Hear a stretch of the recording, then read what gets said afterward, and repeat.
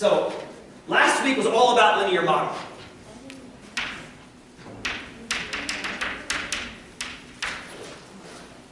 All about linear modeling.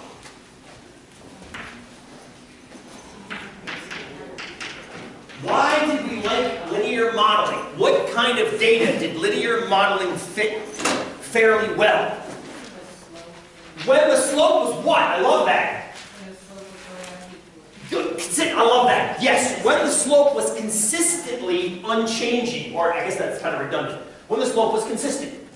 When the slope was consistent. So when you had basically data that was predictably rising and running in the same ratio.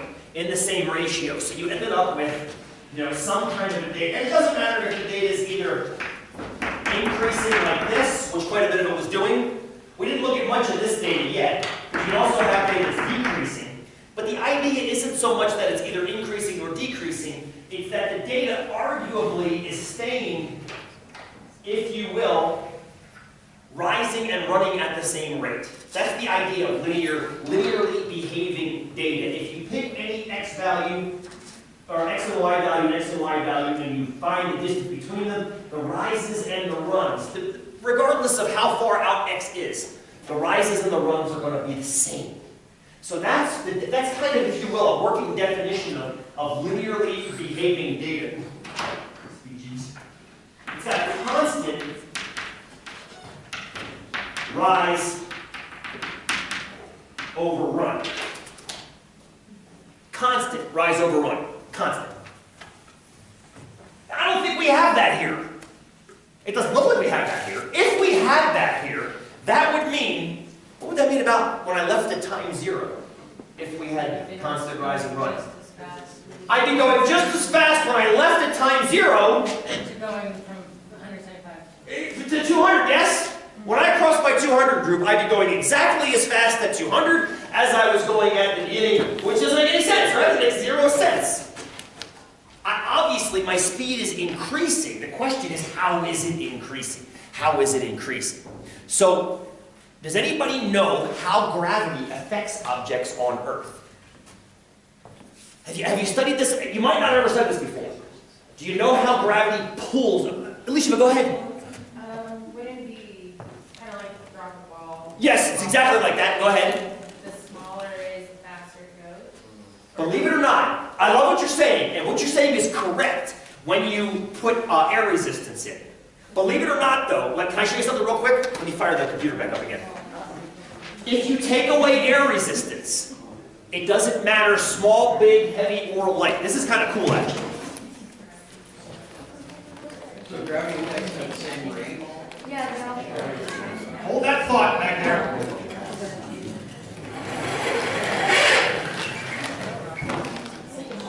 Could somebody check the camera, make sure this is focused? Yeah. Yep, just a second. Oh, it's okay, take your time. I gotta find it anyway. Dropping objects in a bag.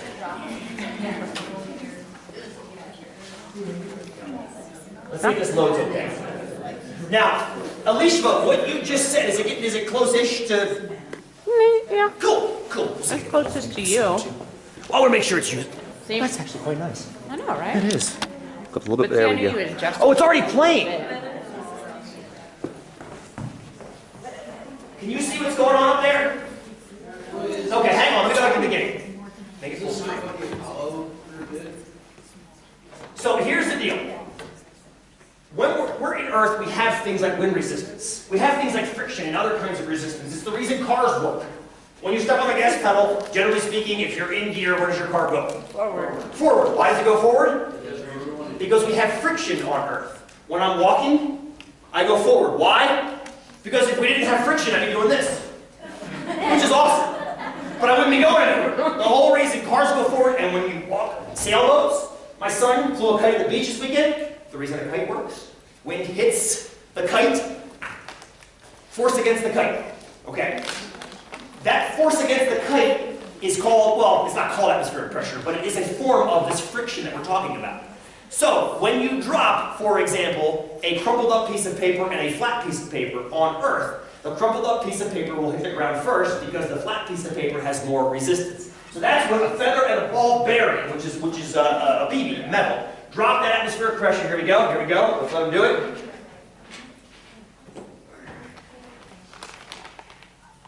Okay, notice the ball bearing pause now. The ball bearing fell very quickly, feather fell more slowly because of wind resistance. Yes? Fair? Now, remove the air from that chamber, which means now it's called a vacuum. It's called a vacuum. This is why a vacuum works. Well, it's actually a vacuum works because of differences in pressure, but same idea. Remove the pressure from that chamber and the vacuum. Watch the feather and the ball bearing fall now. They both hit the exact same time. Which means the feather and the ball bearing fall at the exact same time. Why? Because gravity pulls on all objects exactly the same, regardless of weight or size. My question, isn't that cool? It's pretty rad. So if you drop, this is one of my favorite questions I ask sometimes if I have physics students. If you take a bullet and fire a bullet at the exact same time, fire a bullet horizontally and drop a bullet to the ground, which one will hit the ground first? If it's a small enough distance, they'll both hit the ground at the exact same time. Now, if it's a huge, high-powered rifle, the curvature of the Earth comes into effect, and it actually has to fall further so the one dropped. But if you say drop a bullet from 1 foot off the ground and fire a bullet perfectly horizontally from 1 foot off the ground, they will hit the ground at the exact same time, because gravity is pulling down on them at exactly the same speed. It's crazy, Grant. I know, it's crazy. It's hard to think about. Gravity is wicked consistent. Wicked consistent. Now, the question... Oh, Aaron, go ahead. I just failed to see how that's possible. You have to do the experiment. The momentum of the bullet being fired. You're talking about a rifle. I'm talking about just an unrifled... The rifling of a bullet just keeps it coming out of the thing straight. And does put more other forces on it. But all I'm saying is the horizontal component has nothing to do with how fast it's falling. If you tilt it up, it does, obviously, because that's to go up and then come back down. I know, it's hard to believe. That's what the experiment is. That's why the experimental process is so important. I don't have a gun. Do you have a gun? Sorry. But here's the deal. My question that started all this was, how does gravity pull on Earth? It sounds like, judging from the reactions to this, it sounds like you guys have never studied this all that much, which is good. So good. Let's take a little pause right now. And let's get into... Taryn had a wonderful boat. She had a wonderful boat over here. When she saw the data, that we had up there on the TI, what shape does it appear to be making? Oh, please, Brittany. I didn't want to answer that either. You had a different question. Go ahead. So, if you think about it, you should be gaining speed. Yes. On your bike. Which rules out linear. Well, I know, but I don't know what it would be called, but you are gaining speed at the same So this time. shape that you're making with dance The moves you're doing. momentum is growing. The Good. momentum is growing consistently because of gravity. So Yes. You're going to consistently get faster and faster the longer you go, and so you should be able to measure that. Yes, I concur. The question is, what shape is that making? Aaron, go ahead. Is it an exponential rate of change? Exponential is one rate of change, and Taylor voted for a different one. Go ahead, Elizabeth. Would it make quadratics if you're thinking about holding on like that, then it would... Hold that thought. Where's my damn... Not my pocket, it's over here. We have two boats right now. I love them both. Let's turn this off for just a second. Put this back up. Two other kinds of modeling I want to play with in this class, and you guys have just nailed both of them. Thank you very much for that. The other two kinds of modeling that I want to look at in this class. What time? I think we have time to use today. Yeah, we're doing fine. They both curve. I heard exponential and I heard quadratic. So let's look at quadratic modeling.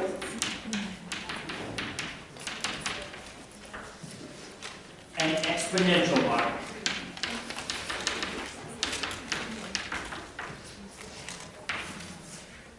I love all three of these.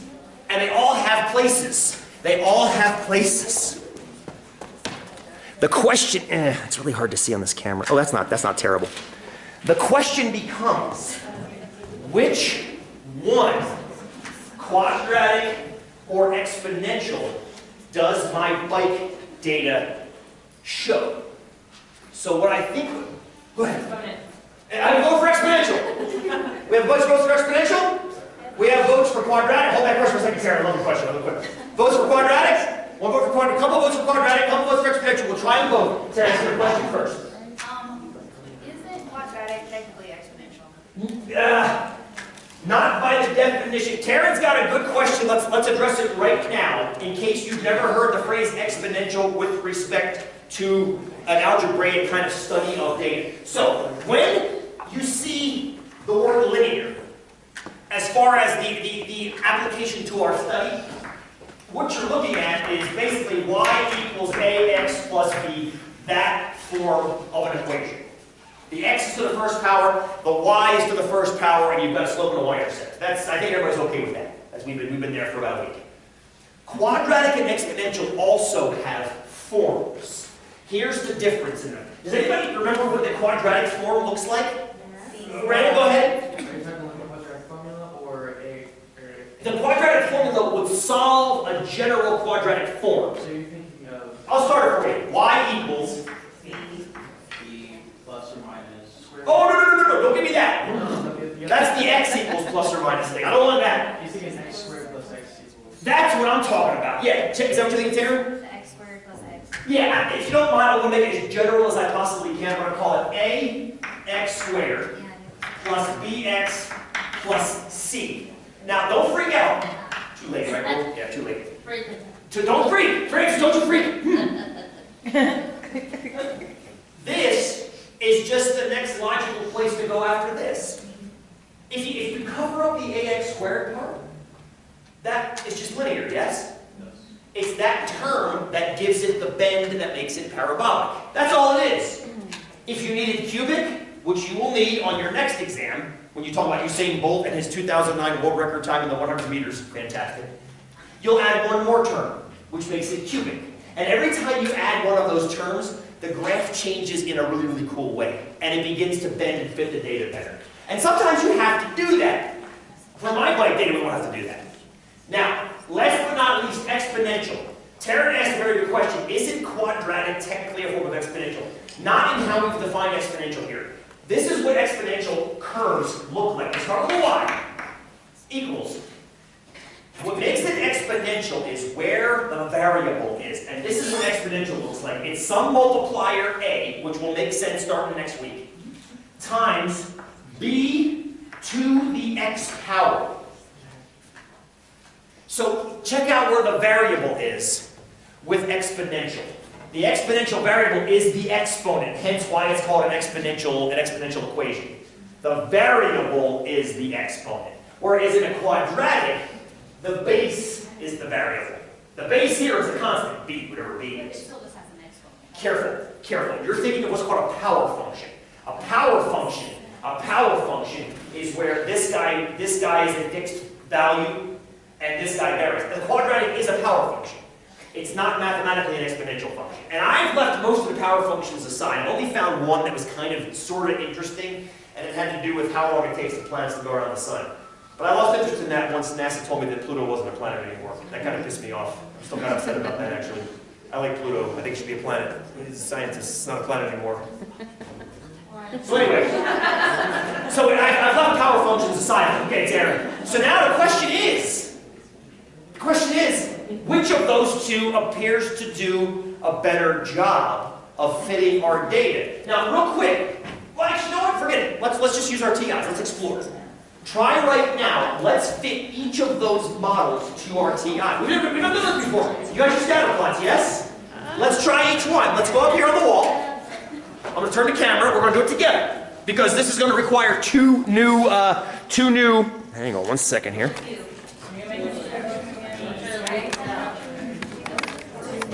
Two new commands.